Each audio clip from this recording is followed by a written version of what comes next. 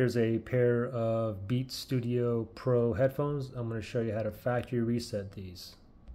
You want to try a factory reset if you have issues like connecting or pairing, or maybe one side's working, one side's not, one side's volume's lower than another, or whatnot. Okay, anyway, the factory reset is pretty simple.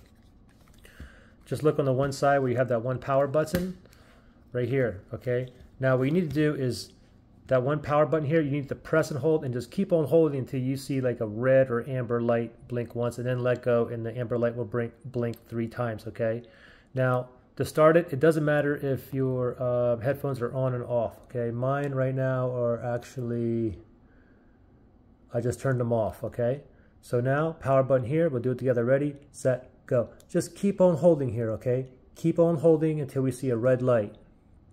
I'm still holding here. Still holding. Don't let go.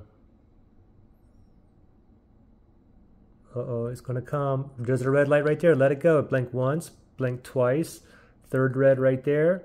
And now it's going to start blinking back into pairing mode. So we just factory reset these, all right? Pretty simple. Questions or issues? Just comment below. Good luck, guys.